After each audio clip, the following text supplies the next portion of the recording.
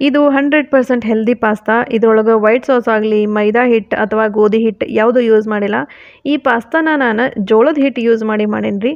ನೀವು weight ಲಾಸಿಗೆ diet ಮಾಡಾಕತ್ತಿದ್ರೆ ಈ pasta ಮಾತ್ರ ಬೆಸ್ಟ್ ಆಪ್ಷನ್ ನೋಡಿರಿ. ಟೇಸ್ಟು ಚಲೋ ಇರ್ತೈತಿ, ಈಸಿಲಿ ಡೈಜೆಸ್ಟ್ ಆಗ್ತೈತಿ, ಒಂದು ಹೆವಿ ಫೀಲಿಂಗ್ ಇರ್ತೈತಿ. ನಿಮಗೆ ಡಯಟ್ ಮಾಡುವಾಗ ಬೋರಿಂಗ್ ಫುಡ್ ತಿನ್ನೋ ಬದಲು ಈ ಥರ ಟ್ರೈ ಮಾಡಿರಿ. ಬರ್ರಿ ರೆಸಿಪಿ ಸ್ಟಾರ್ಟ್ ಮಾಡೋಣ. ಈಗ ಈ ಪಾಸ್ತಾದಾಗ ನಾನು ವೈಟ್ ಸಾಸ್ ಯೂಸ್ ಮಾಡತ್ತಿಲ್ಲ, ಅದ್ರ ಬದಲು ಎಳೆದು ಕುಂಬಳಕಾಯಿ ಯೂಸ್ ಮಾಡತ್ತೀನಿ. ಈ ಕುಂಬಳಕಾಯ್ದ ಬೀಜ ಅಷ್ಟೇ ಕ್ಲೀನ್ ಮಾಡ್ಕೊಂಬಿಡ್ರಿ, ಸಿಪ್ಪೆ ಹಂಗೆ ಇರಲಿ. ಎಳೆದೈತಲ್ಲ ಬೇಗ ಸಾಫ್ಟ್ ಆಗ್ತೈತಿ. ಅಕಸ್ಮಾತ್ ನೀವು ಸ್ವಲ್ಪ ಬಲ್ತಿದ್ದು ಕುಂಬಳಕಾಯಿ ಯೂಸ್ ಮಾಡತ್ತೀರಿ ಅಂತಂದ್ರೆ ಸಿಪ್ಪೆ ಅದು ಎಲ್ಲ ಕ್ಲೀನ್ ಮಾಡ್ಕೊಂಡು ಯೂಸ್ ಮಾಡ್ಬೋದು. ಇವನ್ನ ಈ ಥರ ಸಣ್ಣ ಸಣ್ಣಗೆ ಪೀಸ್ ಮಾಡ್ಕೋತೀನಿ.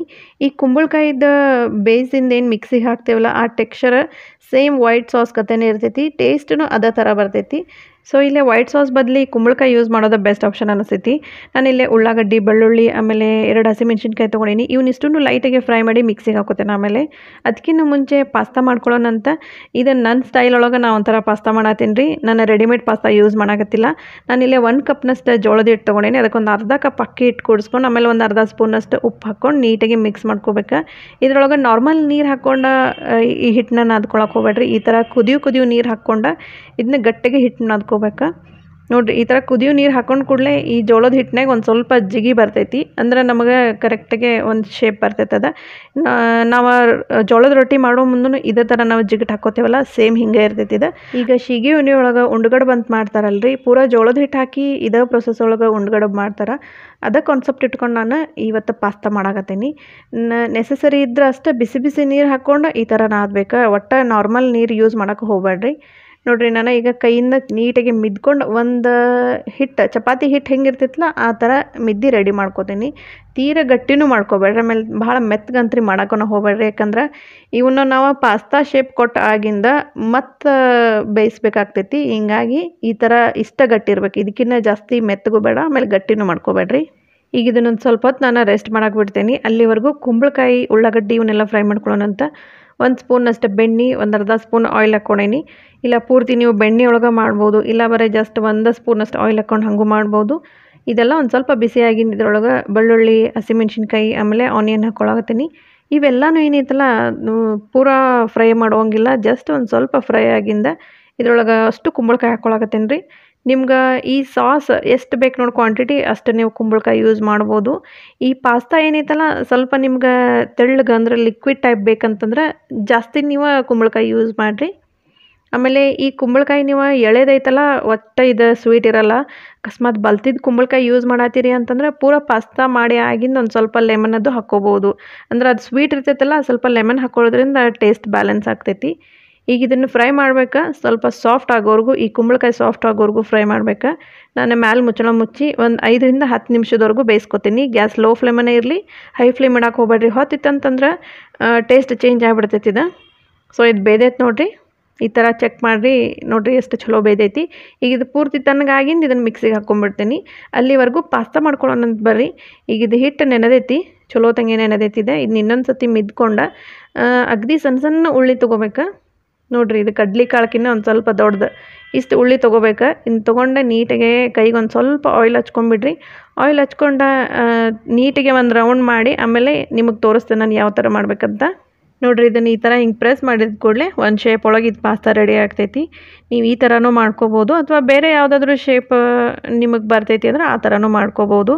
ಆಮೇಲೆ ನೀವು ಜೋಳದ ಹಿಟ್ಟಿನ ಪಾಸ್ತಾನ ಮಾಡ್ಬೇಕಂತಿಲ್ಲ. ನೀವು ಇದ್ರ ಬದಲಿ ಜೋಳದ ಹಿಟ್ಟು ಅಥವಾ ಅಕ್ಕಿ ಹಿಟ್ಟು ಬದಲಿ ಪೂರ ಗೋಧಿ ಹಿಟ್ಟು ಹಾಕ್ಬೋದು, ಇಲ್ಲ ಅರ್ಧ ಗೋಧಿ ಹಿಟ್ಟು ಅರ್ಧ ಮೈದಾ ಹಿಟ್ಟು ಹಾಕಿ ನಿಮ್ಗೆ ಯಾವ ಥರ ಬೇಕು ನೋಡಿ ಆ ಥರ ಪಾಸ್ತಾ ಮಾಡ್ಕೋಬೋದು. ಸೊ ಒಮ್ಮೆ ನಾನು 3-4 ಮಾಡಿ ಅಷ್ಟು ಮಾಡಿ ಮುಗಿಸ್ಬಿಡ್ತೀನಿ ರೀ ಇವನ್ನ.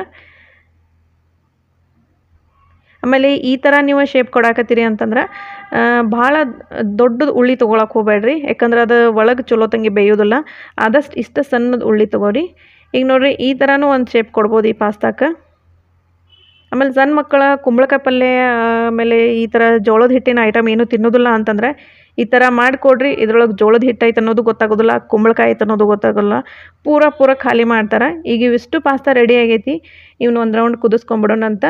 ಕುದಿ ನೀರಿಗೆ ನಾನು 1 ಸ್ಪೂನಷ್ಟು ಆಯಿಲ್ ಆಮೇಲೆ 1 ಸ್ಪೂನ್ ಉಪ್ಪು ಹಾಕ್ಕೊಂಡೇನಿ. ಈಗ ಪೂರ ಕುದಿಯುವಾಗನೇ ಇವ್ನು ಹಾಕ್ಕೊಂಬಿಡ್ಬೇಕು. ಆಮೇಲೆ ಜಾಸ್ತಿ ಹೊತ್ತು ಪೂರ ಸಾಫ್ಟ್ ಆಗೋವರೆಗೂ ಏನು ಕುದಿಸ್ಬೇಡ್ರಿ, ಯಾಕಂದ್ರೆ ಜೋಳದ ಹಿಟ್ಟು ಇರ್ತೈತಲ್ಲ ಜಾಸ್ತಿ ಜಿಗಿ ಇರೋದಿಲ್ಲ ಅದು.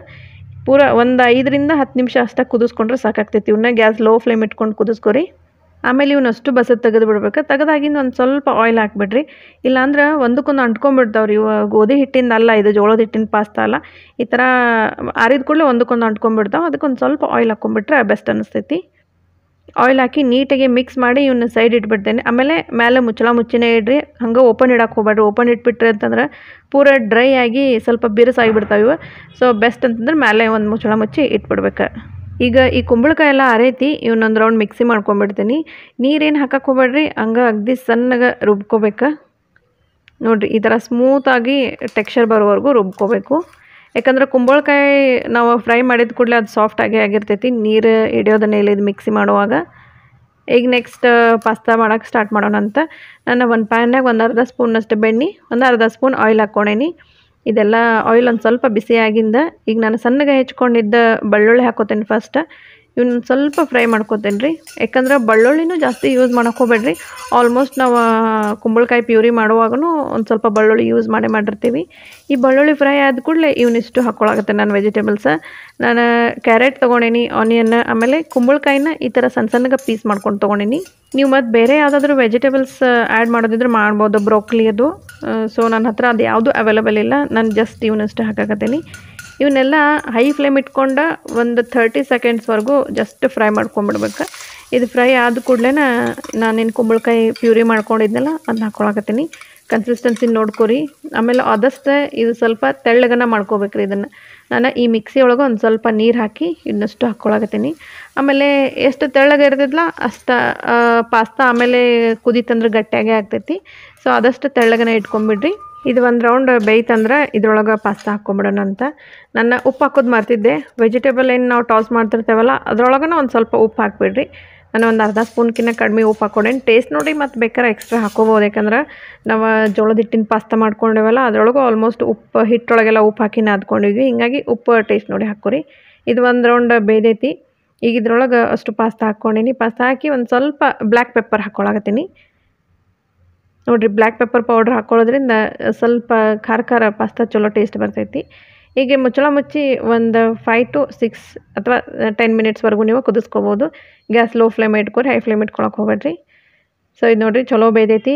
ಈ ಕನ್ಸಿಸ್ಟೆನ್ಸಿ ಓಕೆ ಅಂದ್ರೆ ಓಕೆ. ಇನ್ನೊಂದು ಸ್ವಲ್ಪ ತೆಳ್ಳಗೆ ಬೇಕಂದ್ರೆ ಇನ್ನೊಂದು ಸ್ವಲ್ಪ ನೀರು ಹಾಕಿ ನೀವು ತೆಳ್ಳಗೆ ಮಾಡ್ಕೋಬೋದು ಇದನ್ನು. ಸೊ ನೋಡಿರಿ ಕರೆಕ್ಟಾಗಿ ಆಗೈತಿ. ಇದು ಚಲೋ ಬೇಯ್ದೈತಿ. ಆಮೇಲೆ ಈ ಪಾಸ್ತಾ ಏನೈತಲ್ಲ ಚಲೋ ತಂಗೆ ಬೇಯ್ಬೇಕ್ರಿ. ಇದು ಅಂದರೆ ಹಿಟ್ಟು ಇರಬಾರ್ದು. ಇದು ಬರೀ ಜೋಳದ ಹಿಟ್ಟು ಯೂಸ್ ಮಾಡಿರ್ತೈತಲ್ಲ ಸ್ವಲ್ಪ ಹಿಟ್ಟು ಅನ್ನಿಸ್ತೈತಿ. ಅದಕ್ಕೆ ಚಲೋ ತಂಗಿನೇ ಬೇಯಿಸ್ಕೊಂಬಿಡ್ರಿ. ಈ ಪಾಸ್ತಾನ ನೀವು ಬಿಸಿ ಇದ್ದಾಗ ತಿನ್ನಿರಿ. ಈ ಥರ ಪಾಸ್ತಾ ಮಾಡಿ ನಿಮ್ಮ ಮಕ್ಳಿಗೆ ಕೊಡ್ರಿ. ಇದ್ರೊಳಗೆ ಕುಂಬಳಕಾಯಿ ಹಾಕೈತಿ ಅಂತ ಅವ್ರಿಗೆ ಕಂಡು ಹಿಡಿಯೋಕ್ಕೆ ಸಾಧ್ಯನೇ ಇಲ್ಲ. ಯಾಕಂದ್ರೆ ಅಷ್ಟು ಚಲೋ ಟೇಸ್ಟ್ ಆಗ್ತೈತೆ ರೀ ಇದು. ಈಗ ನಾನು ಇದ್ರ ಮೇಲೆ ಒಂದು ಸ್ವಲ್ಪ ಬ್ಲ್ಯಾಕ್ ಪೆಪ್ಪರ್ ಪೌಡ್ರ್ ಆಮೇಲೆ ಚಿಲ್ಲಿ ಫ್ಲೇಕ್ಸ್ ಹಾಕ್ಕೊಳಕತ್ತೀನಿ. ಸೊ ಈ ಥರ ಪಾಸ್ತಾ ನಿಮ್ಮ ಮನೆಯೊಳಗೆ ನೀವು ಟ್ರೈ ಮಾಡಿರಿ. ನನಗೆ ಕಮೆಂಟ್ ಮಾಡಿರಿ ಮತ್ತು ಹೆಂಗಾಗೈತಿ ಅಂತಂದು. ಇದ್ರ ಟೇಸ್ಟು ಭಾಳ ಚಲೋ ಇರ್ತೈತಿ. ನೀವು ವೆಯ್ಟ್ ಲಾಸಿಗೆ ಏನಾದ್ರು ಡಯಟ್ ಮಾಡಕತ್ತರ ನಿಮ್ಮ ಡಯಟ್ ಒಳಗೆ ಈ ಥರ ಪಾಸ್ತಾನ ಇನ್ಕ್ಲೂಡ್ ಮಾಡ್ಕೊರಿ ನೀವು. ಸೊ ನೆಕ್ಸ್ಟ್ ಇನ್ನೊಂದು ಹೊಸ ರೆಸಿಪಿ ಜೊತೆ ನಿಮ್ಮನ್ನು ನಾನು ಭೇಟಿ ಆಗ್ತೀನಿ. ಧನ್ಯವಾದಗಳು.